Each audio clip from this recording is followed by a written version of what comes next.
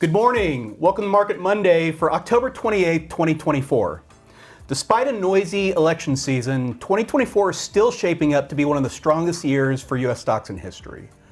The S&P 500 stock market has already hit 47 all-time highs, with two of the historically strongest months of the year still to go.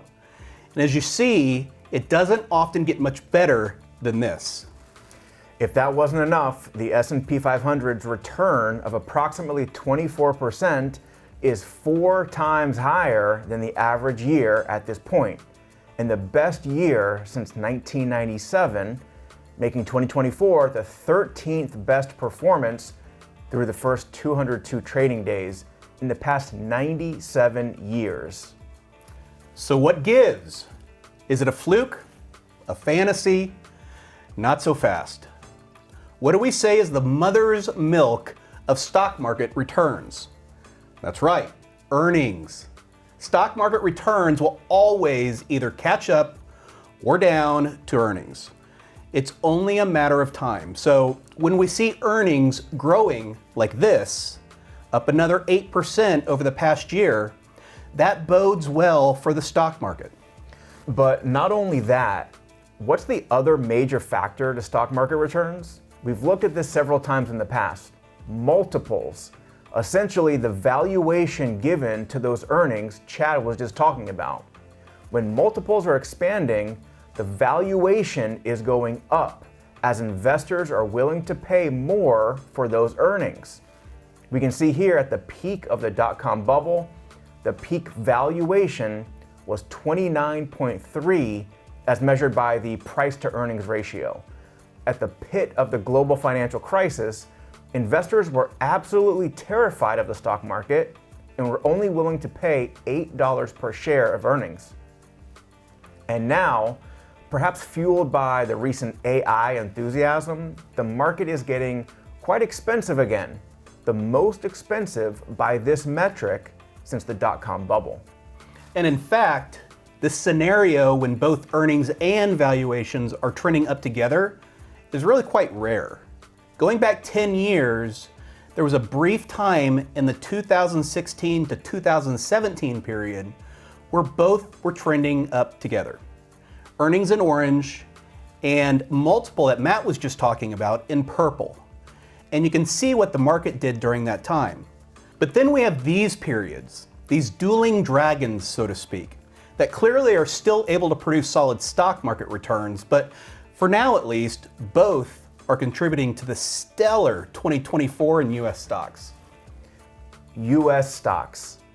Solid year for global stocks too, but U.S. stocks continue their 14-year dominance over international stocks, by far the longest in history.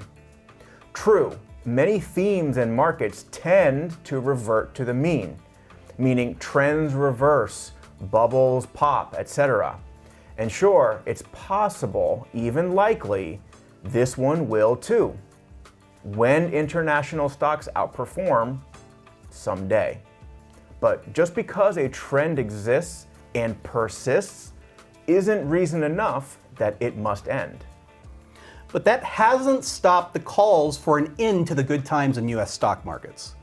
Most recently, Goldman Sachs put out a report suggesting that the S&P 500 stock market could return just 3% annualized over the next 10 years, which would be just 1% after inflation.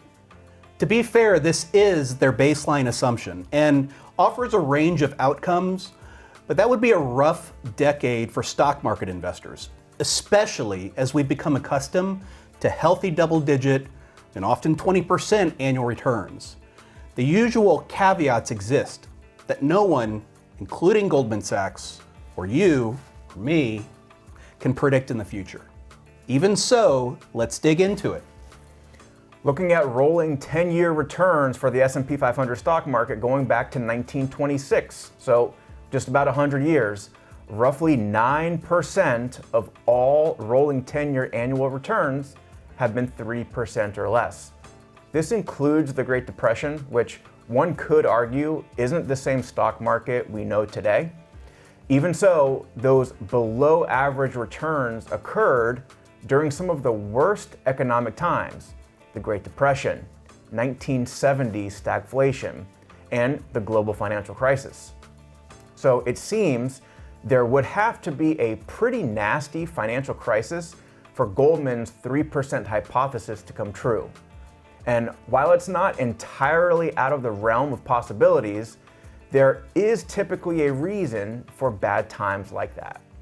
And today, we'll leave you with this. As strong as the S&P 500 stock market has been for the last decade and a half, remember what happened during the decade prior? The infamous lost decade from January 2000 through December 31st of 2009? The first decade of the new millennium saw the total return, including dividends, for the S&P 500 down over 9% after a full decade of investing. Here's what small caps did during that same decade.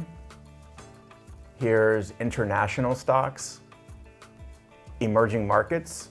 My goodness, up over 300% during that time. Even bonds up over 30% during that decade. Will the S&P 500 dominate every other asset class on the planet until the end of time? We don't know how or when or why, but that's why we diversify. Have a great week.